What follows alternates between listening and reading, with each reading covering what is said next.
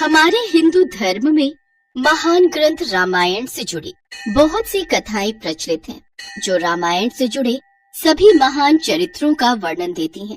सभी कथाएं कोई न कोई महत्व भी दर्शाती हैं और नीति का संदेश भी देती हैं। जिनमें से एक कथा है राम सेतु की। कहा जाता है कि जब लंकापति राजा रावण माता सीता का हरण करके लंका ले गया, तब भगवान श्री राम ने लंका पर चढ़ाई करने के लिए वानर राज सुग्रीव से सहायता ली थी। तब वानर राज सुग्रीव और हनुमान जी सहित सभी वानर सेना ने प्रभु श्री राम का साथ दिया, पर प्रभु श्री राम को लंका पहुंचने के लिए समुद्र को लांघना था। इसलिए प्रभु श्री राम ने समुद्र से रास्ता देने के लिए प्रार्थना की ताकि वो लंका पहुंच सके। प्रभु श्री राम को समुद्र से प्रार्थना करते हुए 3 दिन बीत गए, लेकिन समुद्र नहीं माना। तब श्री राम को उस पर क्रोध आ गया। बिना भय के प्रीति नहीं होती। लक्ष्मण, मेरा धनुष ला, ताकि मैं अग्नि बाण से इस अहंकारी समुद्र को सुखा दूं। क्योंकि जिस प्रकार माया में फंसे व्यक्ति को ज्ञान की बात सुनाना, अत्यंत लोभी से वैराग्य और क्रोधी से शांति की बातें करना फलदायी नहीं होता, उसी तरह इसके आगे भी प्रार्थना करना व्यर्थ है। जी भैया। श्री राम ने धनुष पर प्रत्यंचा चढ़ाई तो समुद्र भय से कांप गया। पूरी सृष्टि कांपने लगी, स्वर्ग में भी उथल पुथल हो गई। जैसे ही प्रभु श्री राम अग्नि बाण छोड़ने लगते हैं, अचानक घबराकर समुद्र श्री राम के समक्ष प्रकट होता है और क्षमा प्रार्थना करता है। त्राहिमाम, त्राहिमाम, रुकिए प्रभु, रुकिए, मुझे क्षमा कीजिए, मुझे क्षमा कीजिए। प्रभु, पांचों तत्वों का जड़ स्वभाव आपने ही बनाया है। जल यदि अपनी मर्यादा छोड़ देगा तो उसका महत्व भी समाप्त हो जाएगा। सबको मर्यादा भी आपने ही दी है। आप तो मर्यादा पुरुषोत्तम राम है। मैं तो आपके बताए हुए रास्ते पर ही चल रहा था। अभी आपके हाथ में है कि आप मुझ पर कृपा करें या फिर मुझे दंड दें। हे रघुवर, आप जैसा कहेंगे मैं वैसा ही करूँगा। आपको बाढ़ चलाने की भी कोई आवश्यकता नहीं है। मैं तो आपकी इच्छा मात्र से ही सूख जाऊंगा और आपको रास्ता दे दूंगा। मैं वो भी करने को तैयार हूँ, पर उसमें मेरी मर्यादा भंग होगी।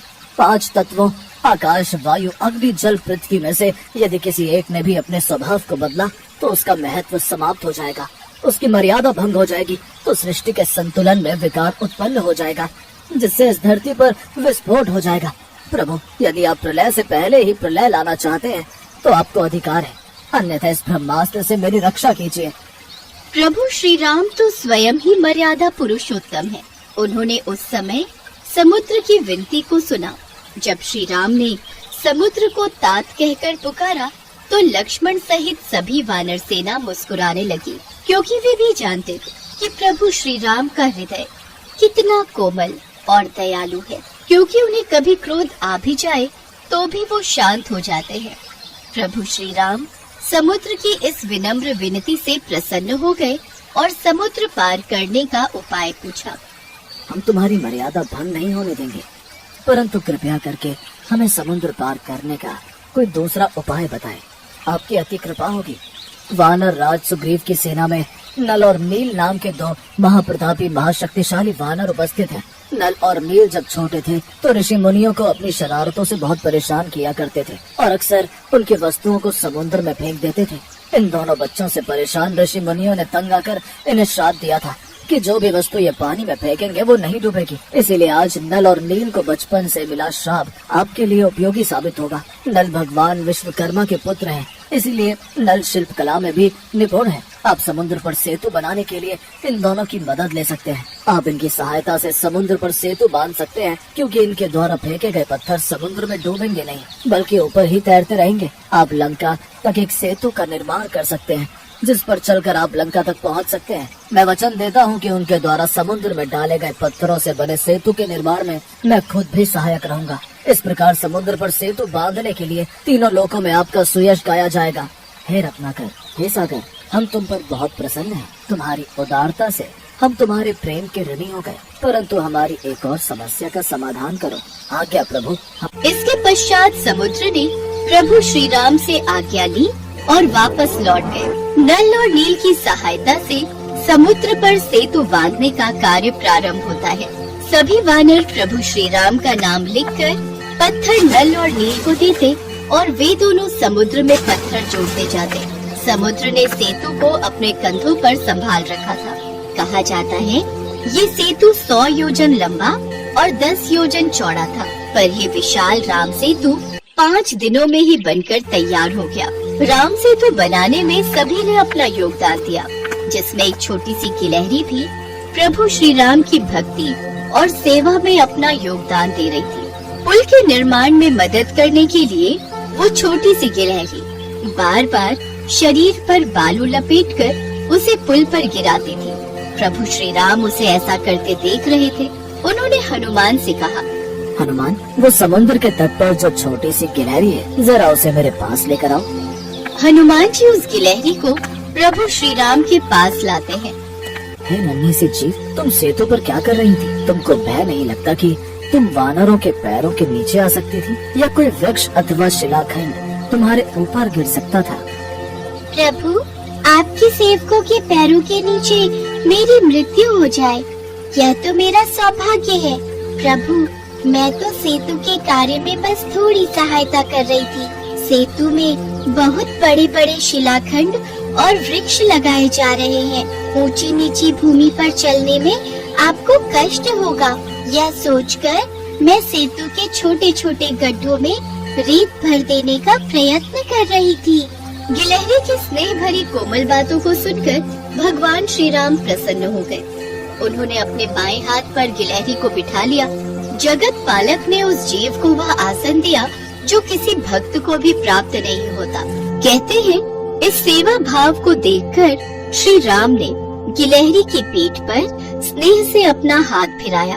तभी से गिलहरी की पीठ पर प्रभु श्री राम की अंगुलियों के चिन्ह स्वरूप में 3 श्वेत रेखाएं बन गयी। प्रभु श्री राम का चरित्र ही ऐसा है कि हर कोई प्रभु श्री राम की भक्ति में लीन हो जाता है। प्रभु श्री राम करुणा के अवतार हैं। वे अपने भक्तों पर अथाह प्रेम न्योछावर कर देते हैं। कहते हैं प्रभु श्री राम का नाम लेने से ही सारे काम सिद्ध हो जाते हैं।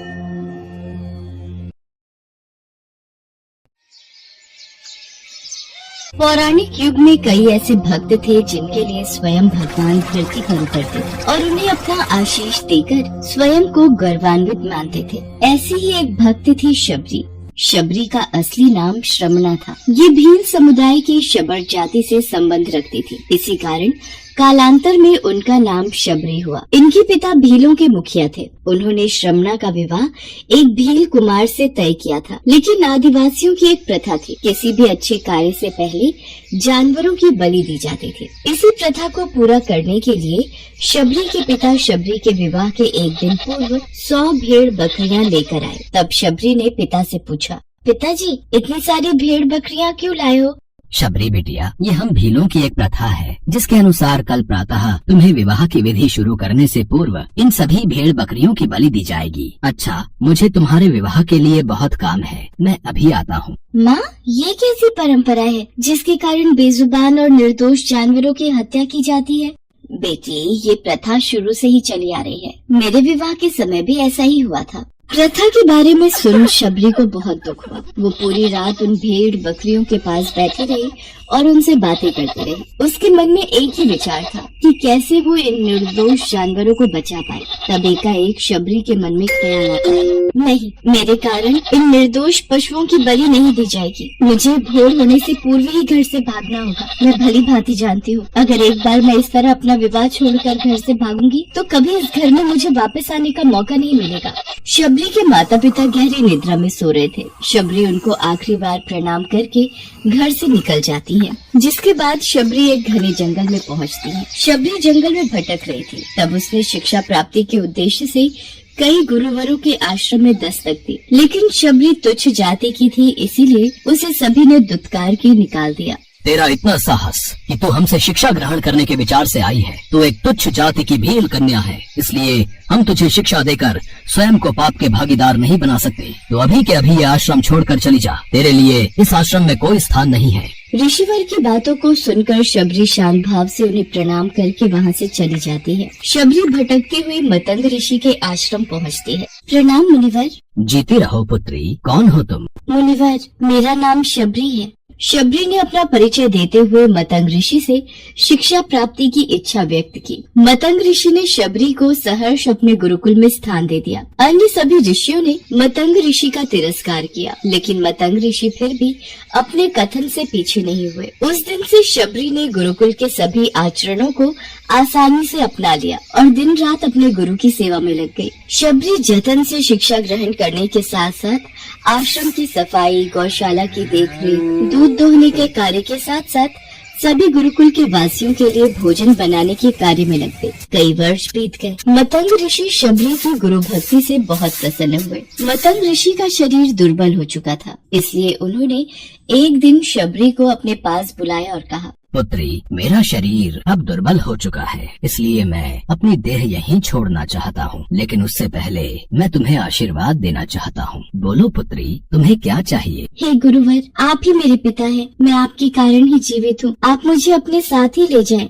नहीं पुत्री, तुम्हें मेरे बाद मेरे इस आश्रम का ध्यान रखना है। तुम जैसी गुरु परायण शिष्या को उसके कर्मों का उचित फल मिलेगा। एक दिन भगवान राम तुमसे यहाँ मिलने आएंगे और उस दिन तुम्हारा उद्धार होगा और तुम्हें मोक्ष की प्राप्ति होगी। इतना कहकर मतंग ऋषि अपनी देह त्याग कर समाधि ले लेते हैं। उसी दिन से शबरी हर रोज प्रातः उठकर बाग जाती, ढेर सारे फल इकट्ठा करती, सुंदर सुंदर फूलों से अपना आश्रम सजाती। शबरी को भगवान राम के आने का कोई निश्चित दिन नहीं पता था। उसे केवल अपने गुरुवर की बात पर यकीन था, इसलिए वो रोज राम के इंतजार में समय बिता रही थी। वो रोजाना यही कार्य करती थी। एक दिन शबरी आश्रम के पास के तालाब में जल लेने गई। वहीं पास में एक ऋषि तपस्या में लीन थे। जब उन्होंने शबरी को जल लेते देखा तो उसे अछूत कहकर उस पर एक पत्थर फेंक कर मारा और उसकी चोट से बहते रक्त की एक बूंद से तालाब का सारा पानी रक्त में बदल गया। तुझ अछूत के रक्त से इस तालाब का जल अपवित्र हो गया। तूने पाप किया है, तू पापिन है। मेरे क्रोध से बचना है तो उसी क्षण यहाँ से चली जा। ऋषि के कटु वचन सुनकर शबरी रोती हुई अपने आश्रम में चली गई। उसके जाने के बाद ऋषि फिर से तप करने लगे। उसने बहुत से जतन किए, लेकिन वो तालाब में भरे रक्त को जल नहीं बना पाया। उसमें गंगा, यमुना, सभी पवित्र नदियों का जल डाला गया, लेकिन रक्त जल में नहीं बदला। कई वर्षों बाद जब भगवान राम सीता हरण के बाद उनकी खोज में वहाँ आए, तब वहाँ के लोगों ने भगवान राम को बुलाया और आग्रह किया कि वे अपने चरणों के स्पर्श से इस तालाब के रक्त को पुनः जल में बदल दें। राम, आप अपने चरण स्पर्श से इस तालाब के रक्त को पुनः जल में बदलने की कृपा करें। यदि मेरे इस कार्य से आप सबका भला होता है तो मैं ऐसा ही करूँगा ऋषिवर। राम उनकी बात सुनकर तालाब के रक्त को चरणों से स्पर्श करते हैं, लेकिन कुछ नहीं होता। ऋषि उन्हें जो करने को बोलते हैं, राम वे सभी मंत्रोच्चारण करते हैं, लेकिन रक्त जल में नहीं बदलता। तब राम ऋषि से पूछते हैं, हे ऋषिवर, मुझे इस तालाब का इतिहास बताएं। यहाँ ऐसा क्या घटित हुआ जिस कारण इस तालाब का जल रक्त में बदल गया? राम जी की बात सुनकर ऋषि उन्हें शबरी और तालाब की पूरी कथा बताते हैं और कहते हैं, हे प्रभु राम, ये जल उसी तुच्छ जाति की शबरी के कारण अपवित्र हुआ है। हे ऋषिवर, ये रक्त उस देवी शबरी का नहीं, मेरे हृदय का है, जिसे आपने अपने अपशब्दों से घायल किया था। मुझे देवी शबरी से मिलना है। उन्हें हमारे आने का संदेशा भिजवा दीजिए। तब शबरी को बुलावा भेजा जाता है। शबरी राम के आने की प्रतीक्षा में अपनी कुटिया को सजा रही थी। राम का नाम सुनते ही शबरी दौड़ी चली आती है। क्या मेरे राम आए हैं? शबरी के राम आ गए, मेरे प्रभु राम आ गए। मतंग ऋषि का कथन सत्य हुआ, मेरे राम आ गए। शबरी का उद्धार करने मेरे राम आ गए। जिनको देखने के लिए ये आंखें तरस रही थी, वो प्रभु श्री राम आ गए। शबरी मेरे प्रभु राम कहते हुए जब तालाब के पास पहुँचती है, तब शबरी के पैरों की धूल तालाब में चली जाती है और तालाब का सारा रक्त जल में बदल जाता है। तब भगवान राम कहते हैं, देखिए ऋषिवर, आपके कहने पर मैंने सब किया,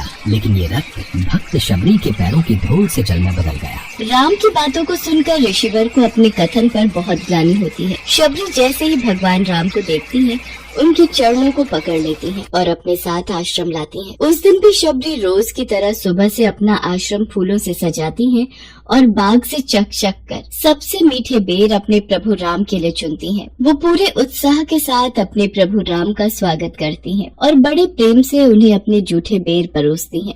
ये मीठे बेर आपके लिए बाग से लाई थी, आप ये ग्रहण कीजिए, मैं आपके लिए जल लाती हूँ। भगवान राम प्रेम से बेर खाने के लिए उठाते हैं, तब लक्ष्मण उन्हें रोक देते हैं। भैया, ये बेर जूठे हैं, इन्होंने ये सभी बेर चक्कर आपको दिए हैं। ये बेर जूठे नहीं लक्ष्मण, सबसे मीठे हैं, क्योंकि इनमें माँ शबरी का प्रेम है। इतना कहकर भगवान राम प्यार से बेर को खाने लगे। भगवान ने जाते हुए शबरी माई से कहा, माँ, आप मुझसे जो चाहे वो मांग सकती हैं। प्रभु, मतंग ऋषि के कहने पर मैं आज तक सिर्फ आपके दर्शन करने के लिए जी रही थी। अब आप मुझे मोक्ष प्रदान कीजिए। मैं अपना शरीर आपके चरणों में त्यागना चाहती हूँ। और उसी क्षण शबरी ने अपना शरीर त्याग दिया। भगवान राम ने अपने हाथों से उनका अंतिम संस्कार किया और सीता माँ की खोज में आगे बढ़ गए।